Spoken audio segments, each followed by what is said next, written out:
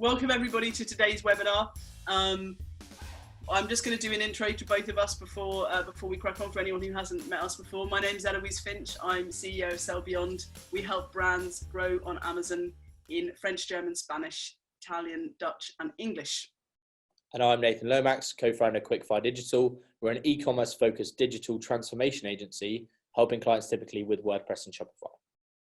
Brilliant. So we've got a bunch of stuff packed in today that is on testing and measuring your marketing. Here's the starter, the focus of today's session: create your benchmark, keep changing and split testing, deep dive into real live examples. This is from my side on Amazon and Nathan's side Shopify WordPress. Track everything, that's analytics and tools, and then understand our 10 commandments. We may have said that we're both control freaks. That's good. We've got commandments. We think you should follow. You're obviously free or not to do as you wish. But we thought of 10 things that you can test and measure in our respective fields that hopefully are going to be useful for you.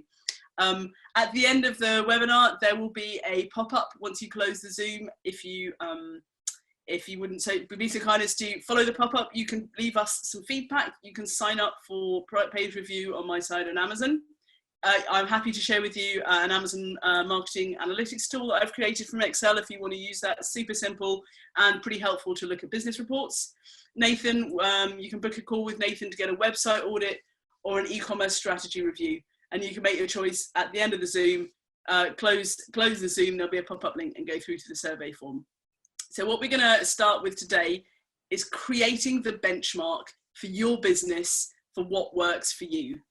So Nathan, would you like to talk us through this? I would love to. I don't know why I'm super excited today. On great form. Maybe I've had a good morning. But essentially, the first thing we're going to start with today is around creating your benchmark. We've done quite a few of these webinars now, but for me, it's really important that our clients and prospects and anyone listening really starts to understand what is good, what does good look like, and how can we essentially create some kind of consistency around what we're doing. So what is your new normal? And then we start to think about benchmarking. You benchmark yourself, and then you kind of bring in some external factors. So you're benchmarking yourself against what you're doing and how you performed last week, last month, last year. You're then benchmarking yourself against your industry. So, okay, we're doing great here. What about those over there? What about those over there? What about this sector versus that sector, etc.? And then you can split it and slice and dice the data even further to say, okay, now let's get 4 or 5 competitors in here. How are they looking? How are we comparing? Are we ahead? Are we behind? If we're behind, what are they doing that we can learn from? The main thing for me today is all around setting your own standards and creating that kind of sustainable excellence. It's no good you doing something phenomenal today. Oh, we've got all our e-commerce tracking set up in analytics. We're doing this, we're doing cool tracking. We're absolutely flying. And then you kind of log in and then never use it again. And I sadly see that all too often.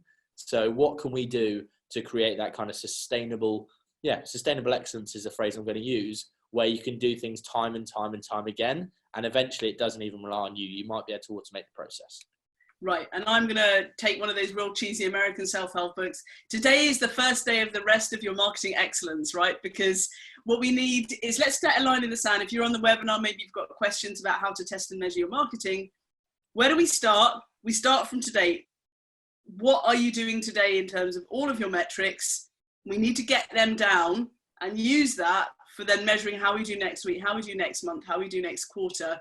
That's how we get excellence, is by just saying, like, we're starting today and knowing the numbers for today.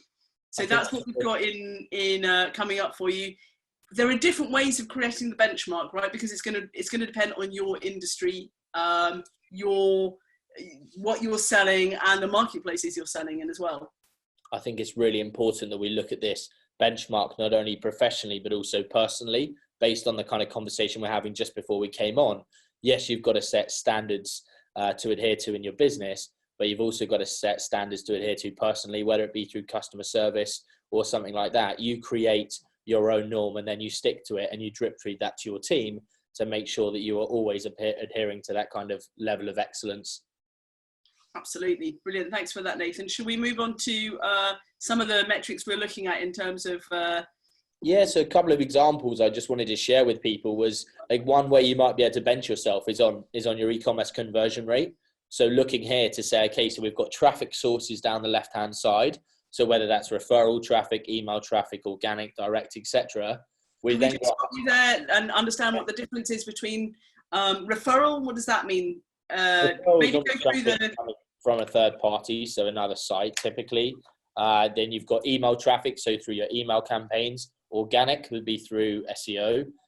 Direct would be just searching for a search term like garlic press, and then it's how you get to your website. Exactly right. And then you've got direct, so people typing in the domain name direct, or the brand name.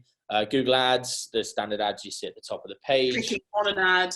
Yeah, exactly right. Facebook, obviously clicking from a social media network. It's interesting that Facebook and social is kind of differentiated in this kind of model here. But yeah, typically social might encapsulate the rest. So Twitter, Instagram, Pinterest, the list goes on. So, and what we're looking at, there are ways you're likely to get better conversion. So fundamentally here, we need to track where our clicks are going through. Is that the lesson we're going to learn here? Yeah, I think the main thing is for me is to say, okay, you think you've got a great e-commerce conversion rate, because the thing with benchmarking, right, is you have to have enough data to make sure it's fair. So you're like, okay, I've done fantastically well. My e-commerce conversion rate is up from 1% to 2% on my email marketing. And then you're like, okay, well, that might be good based on your data, but you're already performing poorly. Actually, the industry average is, as you see here, 5.32%. So actually what is good and what is just developing on already what was poor. Does that make sense? So it's like, yeah, again, oh, brilliant. We've done 1% to 3% on our Google ads. Well, actually the average is 1.42. So if you're doing 3%, take some time to give yourself a pat on the back, because actually you are exceeding the norm. So it's just about kind of creating those benchmarks and then just stress testing them, I guess, to say, actually, this is where we are now. How do we compete kind of against others in our kind of sector, or versus traffic, or versus location, or that kind of thing, to make sure that your hypothesis is correct and you are performing at your best. Brilliant. So these are some benchmarks that we can use for our e-commerce site. Okay, so we've gone through the average e-com rate. The next thing I want to share with you all is Google Shopping. I don't know if anyone on the call is working with Google Shopping, but essentially we start to look at, okay, fine that you've set yourself a benchmark, but how is your industry comparing to others? So verticals down the left-hand side. Actually, how is my average order value holding up? That's AOV. Or click-through rate, CTR, conversion rate, CVR, or ROAS, return on ad spend. So actually we start to really benchmark, okay, this is great. I'm doing X in this sector or this vertical, but actually that's nothing compared to automotive. Maybe this is something we could learn if we go over to automotive and have a look there. What are they doing so much better that means that their average order value is $222 as opposed to $88 in apparel and accessories? So there's tons of learning we can do when we're benchmarking. But the most important thing of all of the benchmarking things we've talked about is how can we just make sure we have enough data to back it up to make sure our benchmark is fair. Brilliant. Thanks for that, Nathan. I haven't got, you've just stopped sharing there, I think, because I'm just going to talk through some of the things. And Emma knows this because we were on a call yesterday about it. With Amazon, there's a lot of different benchmarking you're going to want to use. Now, some of it, if we're looking at advertising, is things like average cost of sales.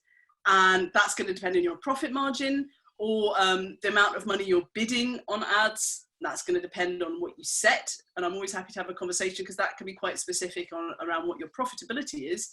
In terms of Amazon data that you get from business reports, typically, and it may depend if you're in a niche area, if you've got something that you're selling that hasn't launched in the last few weeks, you should be able to get about 1,000 sessions a month. That means that for an average product that's selling pretty well, that's not massively seasonal, when you go to your business reports, your benchmark should be around 1,000. Now, if it's not, it might be worth looking at why it is compared to other products you're selling, and start thinking about what marketing you can do to do it better. Again, with conversions, so on Amazon, that's unit session percentage. If your conversion rate is under 10%, that needs looking at. If it's under 5%, there is a real problem. There's something about your product that people don't like. If you're selling stuff and the conversion rate is very low, under 10, under 5%, that's not so good. If your conversion rate is under 20%, over 20%, you're doing well. So I would say that Amazon, what we can see in relation to what you've shown on your e-com stats, is that conversions can be a lot higher on Amazon. I guess that's, you know, that's just the nature of the platform. So I would say 10% conversion isn't bad. Over 20% is really where you want to be on that. And those are some benchmarks what I'm seeing across beauty, across clothing, fashion, household, industrial and scientific. Like, those are pretty broad benchmarks that can be applied wherever.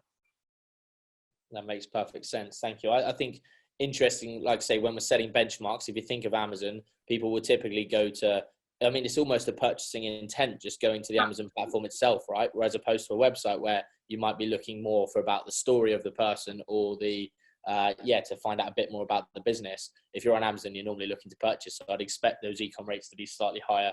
And also on websites, you'll be flicking between different websites. On Amazon, you're just going to go back and then search for something else. So much quicker to buy. That's the whole point of that platform.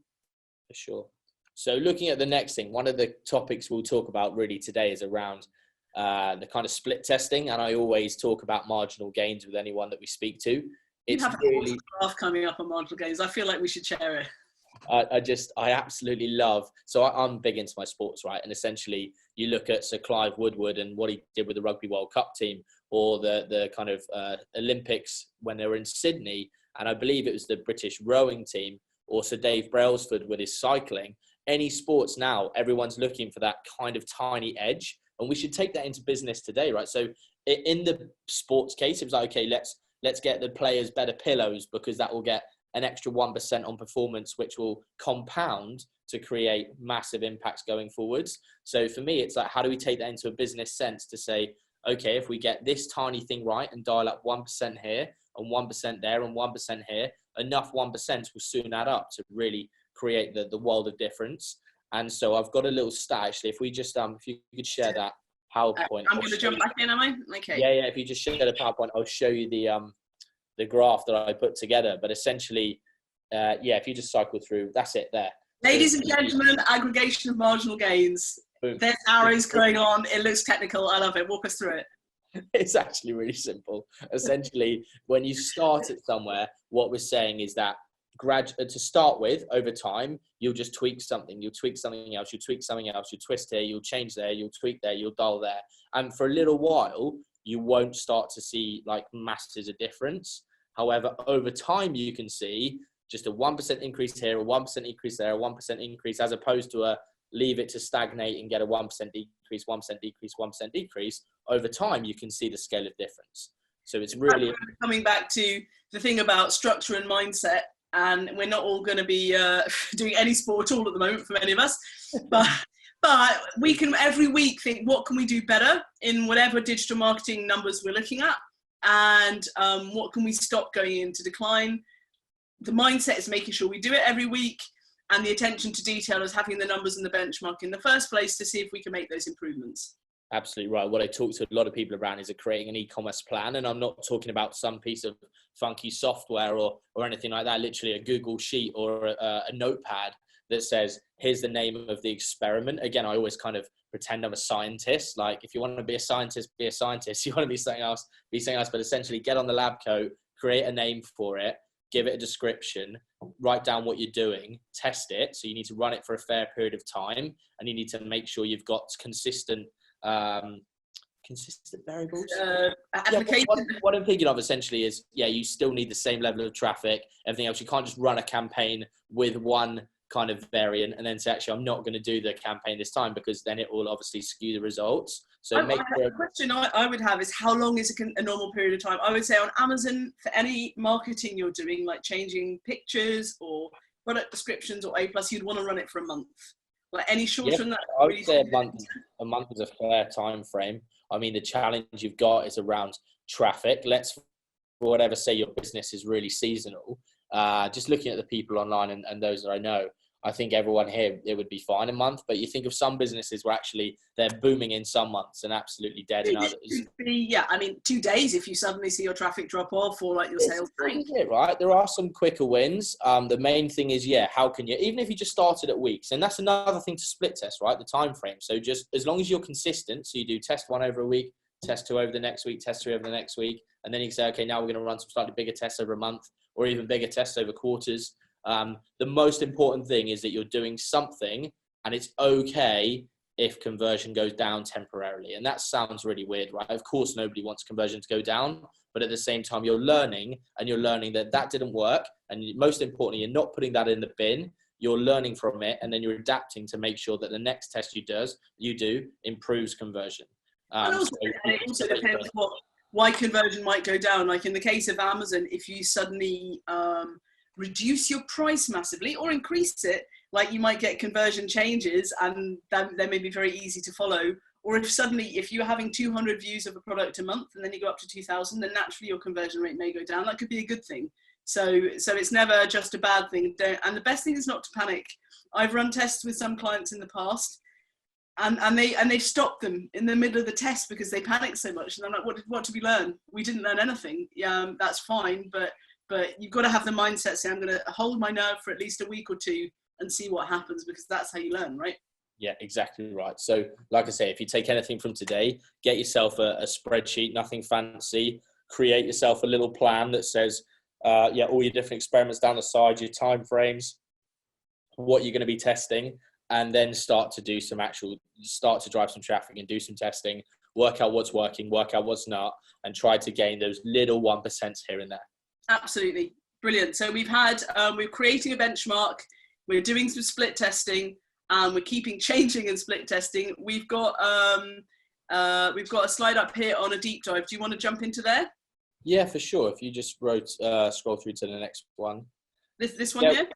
Yeah, this is perfect. This is just what I wanted to do is, it's all well and good me talking about hypothesis and theory, but I wanted to give some live examples. I'm just crossing all fingers I haven't mentioned client in here, but I don't think I have.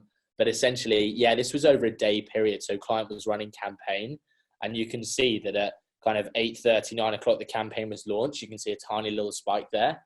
And then actually traffic started to filter in from 10 o'clock, and you can see the results it's had. Really important that this is the kind of thing we would document, write in our little journal to say, actually ran it on this day. These were the times, because these are all things we can test, right? Okay, let's run a campaign. If we were running another campaign, would we bother running spend past 7 o'clock? Arguably no, because not a lot's happening.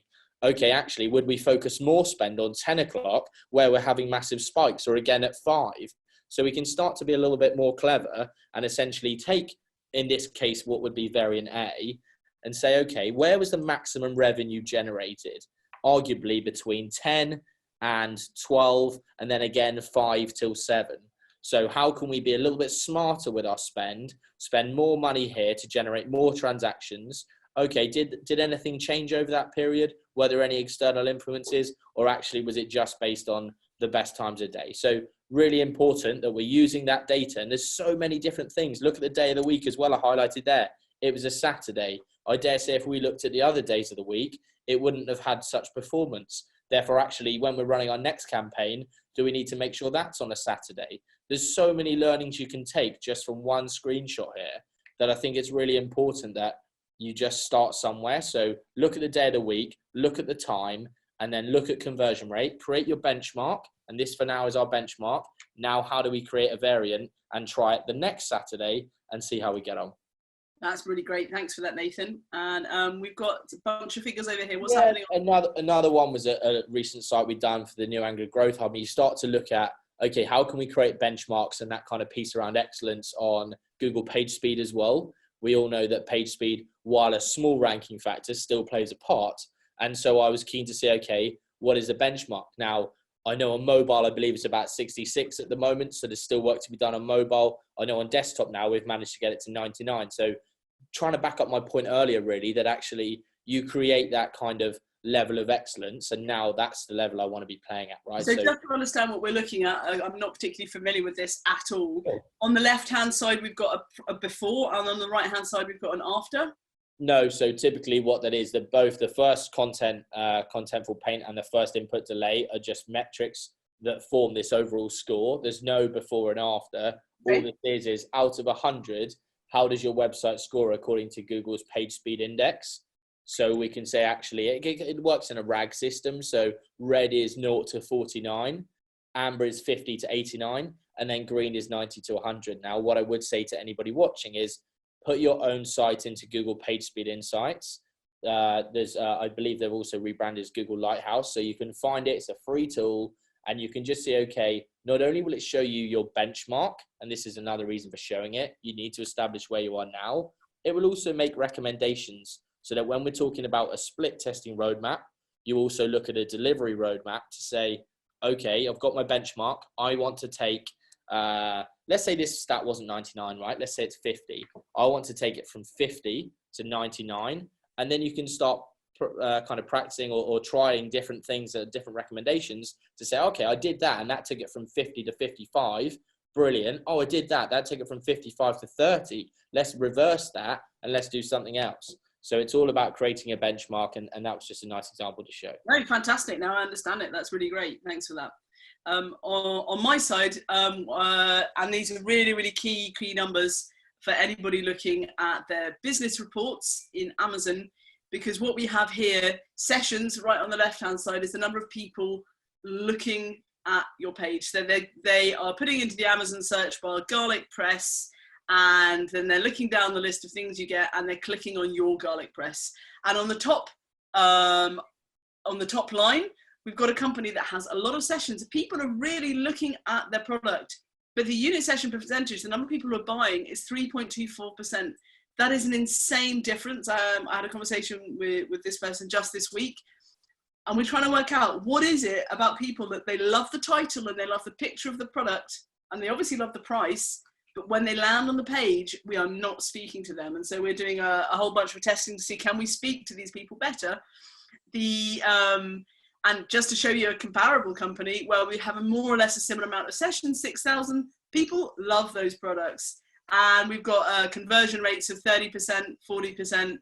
So that's where, if you are selling on Amazon, you need to be looking at these and setting a benchmark to say, I want to be increasing my unit session percentage, increasing the amount of people buying, but we need to know where we're starting from. Otherwise, it doesn't make any sense at all. And this is like very crazy detective work to try and then, what can we do in the marketing to actually bring those numbers up? And in this one, this is from Brand Analytics, and this allows us to see, obviously I've blanked out the numbers, we can see what people are searching for. This is in item comparison and alternative purchase behavior, and then the ASIN that they actually buy. And this is a great thing in terms of benchmarking. Why are people looking at your product and buying something else? Like, then go figure, what is it about that other product that you can see might have some attractive things about it that people want to buy? So that's where you can benchmark yourself against the thing that people end up buying and try and nick the ideas, basically. Let's not try and overcomplicate it here. I was just thinking to myself around controlling the controllables as some kind of road sweep just drove past and made like the most ridiculous amount of noise. And I was like, actually, there are some things in life you just can't control, but at least with benchmarks or stats, whether it be in analytics, whether it be in the kind of Amazon kind of dashboards as well, you can create your norm and then you can start to test and improve. And that's one thing we really want to echo today is it doesn't matter who you are or what you're selling, you need to create some kind of benchmark so then you can get better. Once you've had your site built or your Amazon listing kind of launched, it's not just the end then. We need to tweak and measure and refine to get better and better and better so your assets can work harder for you. It's only the beginning, Nathan. Lomax, it's only the beginning. You tell him. Brilliant. The next thing I really wanted to talk about was around some kind of analytics and tools. And I've loaded up a ton of tools, which I just wanted to kind of, and I'm sure you have as well. I'm going to jump in the text. Do you want the slide up or are we just going to jump in, Nathan? I'm just going to jump in. Go for it. Right, I'm just going to, head first. Here goes. So somewhere, I'm going to show you Google Chrome, and I'm probably going to load up the wrong tab. There we are, my email. Brilliant. Can you see that okay? Yep. So there's a couple of different tools that I'm going to, kind of share with everyone today. The first ones I'm going to show you, there's two for each topic. And the first topic we're going to talk about is around split testing. So A/B split testing. And in simple terms, that's when you've got variant A, which is this hand here, and variant B when you've got this hand here, and you run them against each other to compete. You then get a winner. And let's say this variant was the winner. You take down this one and then you create 2 out of this one. So I'm not sure if I can split my fingers very well, but essentially you cut them up, right? So then you have another A and B, or in this case, a B and a C. You're going to have some like orthopedic injuries if you keep going. Ow. But most importantly, that you don't have to do that in a really clunky ass way that you may have once upon a time done. You can do it through online tools. So there's this tool VWO, which again, you kind of look at the clients that are using it and you start to think, okay, is this going to be right for me and my business? So I've given a couple of alternatives, but actually really nice, the kind of tools that are available with VWO, the insights you can get out of it. I've used VWO with a couple of clients and must say the support has been fantastic. I would really recommend just having a play and seeing what you can work out. But you can split test everything. And actually, I'm going to save it for our 10 commandments because I don't want to give away the kind of the magic dust. But essentially, check out VWO when we're thinking about our 10 commandments, okay? And the alternative to that, there we are. That's another thing you could split test is a pop-up, spoiler alert. You're looking at Google Optimize as well. So again, Google's got its own version of A/B split testing. So again, just type in Google Optimize it into Google search. You come onto this one. You've got an overview around it, some kind of features and benefits. Really important, the stuff it can do around multivariants, around redirects, around server-side experiments, mainly looking at page speed and the difference that can have. There's all sorts of things you can do. Personalization is a really interesting one.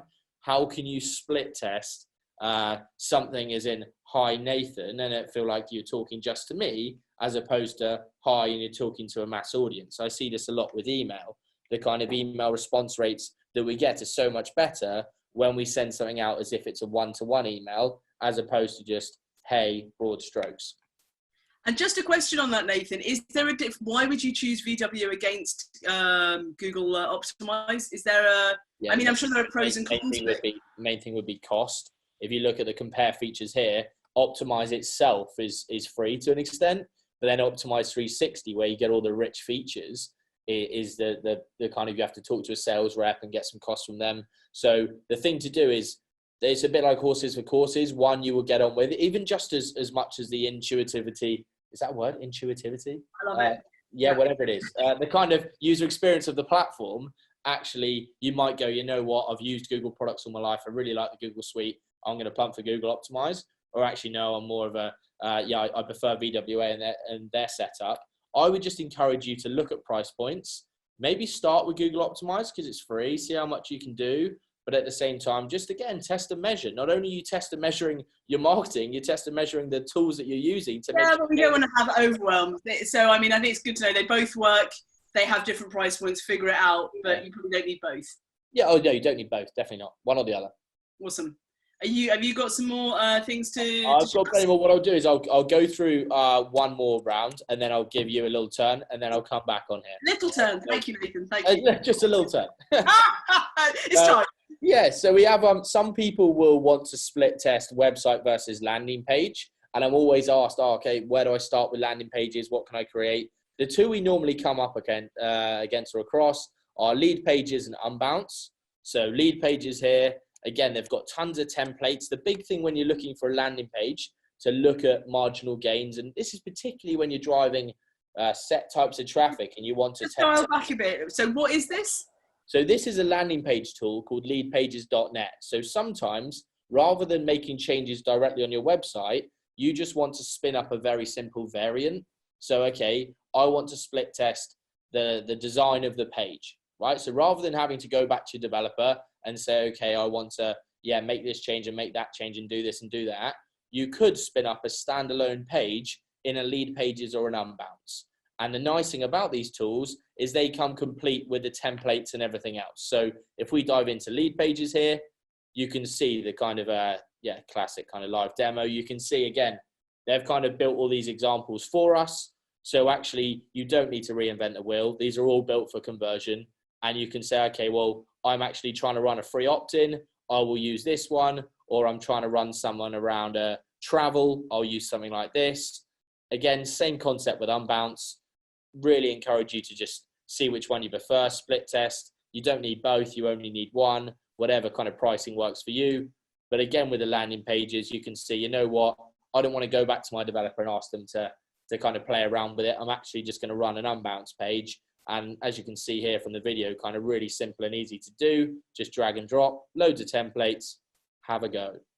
That's really great. So just on that note, I know that with things like HubSpot, you can create landing pages. There are a bunch of different options, right? That's the same type of thing. You may be running an ad and you want to get people to a landing page that then is going to fire them somewhere else. That's for that type of thing, short and sweet, right?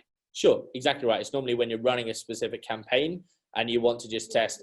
Again, if you're going to be testing phone numbers or some of the other commandments that I'll come to later, I'd recommend doing it directly on site. But sometimes if you want to tear the walls down, I'd recommend sometimes not necessarily doing that on the website, because it's not going to be maybe as cost effective. Consider just running an Unbounce or a lead. But also speed is another thing. Sometimes you'll be working with a development agency, and some are fantastic, some will take a bit of time. And so if you've actually got a short time window to be able to kind of get this up and running, maybe you can just spin up a landing page one evening and off you go. Brilliant. That's thanks very much for that. I'm just going to jump in on a couple of tools you can use for Amazon for benchmarking, and real simple stuff. I've just done an Amazon search for garlic press here. So real generic product. One of the tools that I love that's cheap, it's easy to understand, it may look very colorful here, is called Keepa. That's Keepa. It's a Chrome extension that will allow us to do a lot of different things. It will particularly allow us to look at our sales rank. So we can see on the right-hand column here, are we ranking down, which is really well, we're in the top 200. Or are we up here, we're sales rank the thousands, that's not good. So Keepa will allow us to track our own sales rank, which allows us to see really how we're doing compared to the competitors. We can use track product to track other ASINs to benchmark if we're already looking at ourselves, how are our competitors doing? And it will also allow us to look at things like list price. So we can see how much our price is, which we should know, but especially if we're looking at competitors, we can figure, is our sales rank going down because our competitors have done something with a comparable product and their price? It's super easy, super cheap. You can look at it on any Amazon page. You don't even have to be selling on Amazon to use it. And it also has features with eBay. So that's a really, really, really great benchmarking tool. For pay-per-click, I would like to recommend Nozzle. It's a really interesting startup that's come out of London. Nozzle has, it's Amazon advertising. One of the really great products they're doing at the moment, if you sign up, you can do an Amazon pay-per-click audit. You can run a report showing where you're spending money, showing where you're wasting money. It's insanely good and it's very quick. I would very much recommend you sign up and just have a look at where you're spending money, because it'll look at what search terms have never converted, all of that type of thing. Put it into pound terms, you're like, wow, I spent 500 quid the last quarter on things that never converted. That's the type of things you can make really easy data-driven decisions with. The last thing I want to share is, I'd get it here, is the Excel tool that I use with my own clients that I'm very happy to share with anyone that just contacts me, fill out the survey form afterwards. Just heads up, I can't see that at the moment. Oh, stop share. Let me just reshare the Excel. Sorry about that. Thank you, Nathan. Right, here we are. So I've just got an Excel sheet where I'm putting in the business reports. If you know what it is, you download a month's worth of business reports. We plonk them in here into an Excel here. We're then just gonna run some graphs. Simple as that. I have product 1, 2, 3, 4, 5, 6, 7, 8, 9, 10. We've got month 1, month 2, month 3. And we're seeing, did sales go up or did sales go down? Did they say the same after whatever we did? So literally we can use this on a monthly basis, weekly basis, download the whole business report, select the number of ASINs that you want. And this Excel sheet will just really simply spit out a graph of which products are up or down. Hopefully you should know that. Which products have got increased or decreased page views. So that will show us, hey, the marketing looked like it did really well on this thing. These ones, it didn't work out at all. Why did that happen? It may be because there's a stock issue, or it may be because the marketing we did was rubbish. And the product conversion. This will spit out from your business reports, are your product conversions going up or down on a monthly basis? And it's just a shoot from the hip tool that I use with my own clients to plonk the business reports in and spit out some really easy numbers, because we know if we're selling on Amazon, there is a lot of software available to do it, but it's expensive. Amazon business reports are overwhelming. If you're selling more than 10 products, it can be extremely hard to get a grip of even these basic numbers. And I'm very happy to share with that. We plonk the business reports in, spits out some graphs. You've got something to work with. That's perfect. I think anyone would be silly not to take you up on that, so they can start to, like we say, create that benchmark and start using the data. A couple of other tools I just quickly wanted to share is, we've talked about landing pages, we've talked about split testing. There's a couple of tools now that take analytics to the next level. So it's all well and good, you kind of telling me about page bounce rates and sessions and stuff like that. But now I want our customers to start thinking about, okay, how are their customers engaging with the site? And we look at kind of heat maps and things like that. So when we're looking at heat maps, there's a couple of tools that we will That sounds uncomfortable. Well, sounds like a bathroom. So we're looking at, okay, what are people doing on the site and how are they behaving, as opposed to just they came and they went. Okay, well, at what point did they get to? What were they looking at? Where were they hovering? That kind of thing. Okay. So we look at Hotjar, and we look at another one called CrazyEgg. So there's a couple of alternatives. Again, another case of just plumbing in, having a trial, testing them, see what you think. I mean, something like this with a 30-day trial, you could probably get all the insight you needed to be able to then create what you need to know to then be able to go and run it long term. So have a look at some of these tools. Again, try it free with Hotjar as well. Fantastic resources to be able to just take your insight to the next level. The last thing is a bit of a spoiler alert in terms of our webinar on Thursday, when we've actually been lucky enough to get these guys on a call with us, was kind of Infinity versus Google call tracking. And one thing I'd talk about is particularly some of the people we've got on today's webinar, there may be more in the service-based industry as well as just e-com. And so we look at, okay, actually your goal might not necessarily be adding to basket or checking out. It may be more focused around people picking up the telephone or submitting a form. And so when people are picking the telephone, rather than just going for your standard phone number that you have on all of your marketing materials, you can have different telephone numbers. And the idea around call tracking means that you can really see, oh, okay, well, we've had loads of calls. Well, that's great, you've had loads of calls, but where have they come from? Was it from that Facebook ad you ran? Was it from your website? Was it from the newspaper ad you ran, et cetera, et cetera? For me, really good call tracking as well is not just online, but when you're looking to go offline. So if you're looking to run in publications or brochures or stuff like that, how can you really see that every single thing you're doing in marketing is measured and is producing an ROI, a return on investment? And so have a look at Infinity, or have a look at kind of, you can normally set this kind of thing up through Google itself. So this is just a kind of Google Ads help page, but you can go through and it'll walk you through step by step how to create a conversion action based on a telephone number, so that you can start testing and measuring even better than you were before. Brilliant. That's really great, because it's easy for us to forget actual phone. Live human communication is often part of the sale, and especially, as you said, in service industries, we can do that as well, and we're still part of e-commerce. Yeah, massively important. So I'd like to kind of go on to I'm conscious of time, and I really want to fit in both of our 10 commandments. I feel that we need robes, we need a beard, and he's standing about with a tablet. Next level. So looking at the 10 commandments, would you like to start, or would you like me to start? You choose. I think your slide is next. Do you want me to bring it up for you? I was going to say, if not, we'll flip a coin. We'll add some gamification to this bad boy. But essentially, it's Nathan's 10 commandments. The Nathan Lomax law of 10.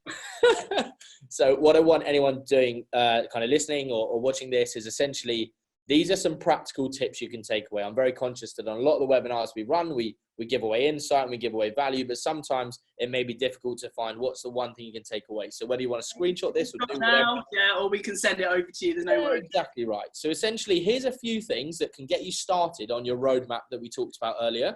So let's start testing the call to actions on a page. And that's not just testing the message, but let's look at the color of those call to actions, typically in the form of buttons. So are we going with green? Are we going with red? Are we going with blue? Looking at the color profiling and what kind of impact on psychology different colors have. Then looking at fonts. Okay, what about if we make it a different font? Does that have any, again, think of those like 1%. Actually, if I've changed it from a serif to sans serif or something like that, can that have just a marginal gain that allows us to improve conversion? Are you telling me that people don't like the Comic Sans on my... It may come hard, but that, was it Wendings or whatever it's called? That one, like hieroglyphics. Yeah, it might struggle to convert. I mean, I don't know, but at the same time... Test it, right? Test it. Stay clear. No, don't test it. So then you look at headlines and product descriptions. So, okay, looking at the tone of voice, looking at the lengths of those headlines and product descriptions. Is it important to cram it full of features and benefits? Is it better to use bullet points? Is it better to talk in continual prose? There's lots of different things you can test there around headlines and product descriptions. Can you personalize those headlines? Can you personalize those descriptions? The list goes on. Another thing. What we've got here is we've got some things already that are design related. We've got some things that are content related. Layout and user experience, that's kind of different again, right? Yeah, exactly right. So just quickly on the form length, essentially you can have different forms. Sometimes when I see people trying to capture leads, they go or request a callback, they're asking for the inside leg measurements of every single customer and wondering why they're getting no conversions. So start thinking about, actually, do you need all this information up front, or can you just get someone into the funnel with name, email, telephone number, and then you can ask that stuff on a follow-up call. And actually that's what I would suggest, as opposed to saying, okay, where did you used to live? What was your name of your first pet? All this nonsense. Well, we can get that later, right? Let's just, first of all, let's get them in the funnel and then we can go from there. Layout and UX, spot on. So whether we're going to change the way the site looks through a landing page, an Unbounce or a Leadpages, whether we're going to use, go to our developers and get them to change it, start thinking about different tweaks. Again, whenever we try and build something, you're looking at to build it in what we call a modular format. So how can I drag and drop different elements to say, you know what, I want testimonials above the fold now. And by above the fold, I mean before you scroll down. So, okay, I want some case studies higher up, or I want to change a static image banner to a video banner, that kind of thing. That's where I'm talking about UX and user experience. You have 1 minute, Nathan. Oh, okay, I'll whiz through. Product pricing. Did you say 1 minute?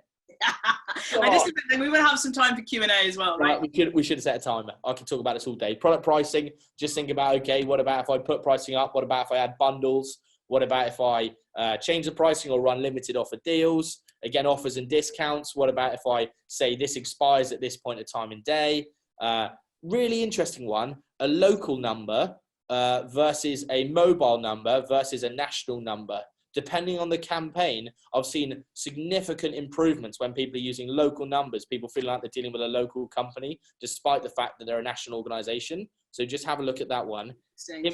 Images on landing pages and product pages. Think about how you can test media. So is it an image? Is it a gallery of images? Is it image in location? Or is it just purely on a white background? Have you thought about videos? There's loads of tests you can do there. Amount of text on the page, too much, too little, 30 seconds to go.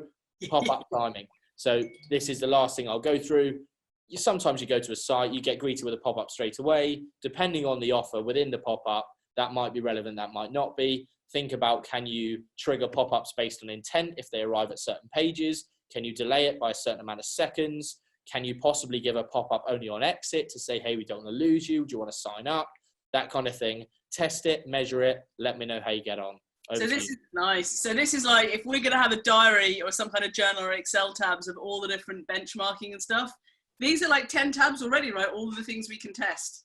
Exactly right. And if you want to there's a place to get you started, and feel free to call, email, whatever. I've got stacks more, but there's enough for me for today. Excellent.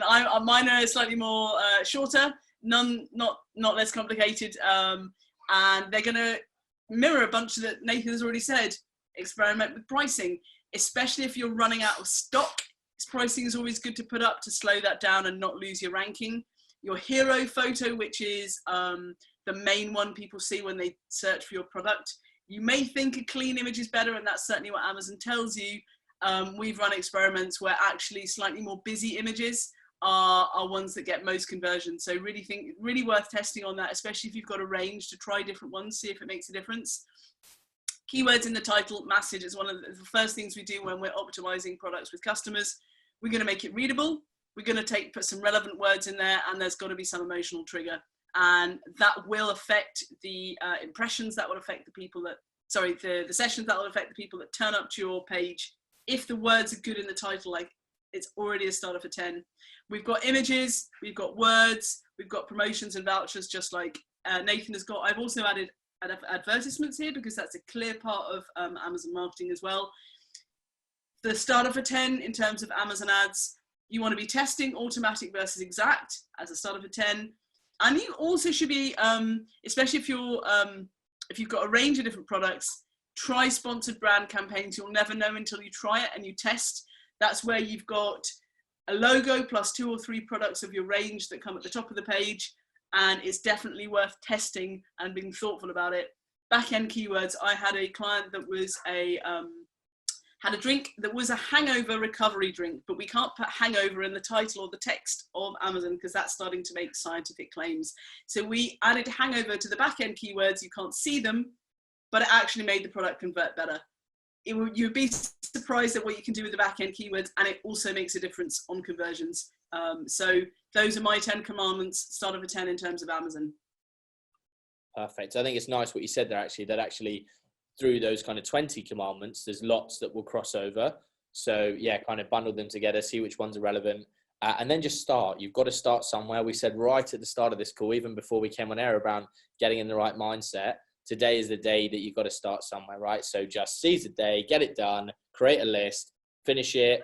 Send us an example. Test this month, right? What's until the end of the month? What 3 things can you test? Benchmark them now. See what happens on the 31st of May. Like, that's an easy start of a 10. That's one thing I've been looking at recently, actually, is how you can create goals and KPIs. But then I can't remember that it was kind of almost key performance areas and then KPIs to break those down into. So don't set yourself a billion goals. Just set yourself 2 or 3 that you're going to try, and then just see how they go. You've got how many days left to the end of the month? 10, 7, something like that. Just crack on, give it a go, and then just see how you get on.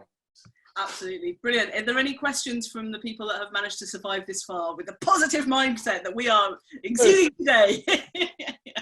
Everyone's so exhausted, they just now have to go put cucumbers over their eyes and just start writing their diary, right? I did think we should do that kind of red and blue team where you have a red top and I have a blue top, and then the kind of loser just gets dunked in water or something. I think that might be next week's webinar. See many people ask you a question versus me. Come on, guys. Come on, guys. We're rooting for me here. We'll do a poll. There's an Amazon question in here somewhere, right? Choose your favourite. Yes, any Q&A, feel free to ask. We've got kind of another 5 minutes. Any feedback or anything like that, like I say, leave it at the end, or feel free to jump in now. But yeah, happy to answer any questions. If not, Eloise, I will just keep chatting. What a hardship. Important that with testing and measuring, I guess in your own business, it's really important that I see some of the people on here today, and you think actually, some people overcomplicate testing measuring, right? Because they think it's inaccessible because of the different platforms and tools and costs that you have to do, but there are very basic versions. Well, that's why, and to be quite honest with the Excel sheet, there is so many awesome bits of software you can get to do Amazon Analytics. If I had the budget, I'd buy all of them. But you know what? I found someone on Suffolk Facebook Business Stars, Excel engineer, Bill Beckett, really great guy. He just did something that I wanted for 3 metrics that are really easy for anyone to understand. Probably cost me, under 100 quid. Use it, reuse it.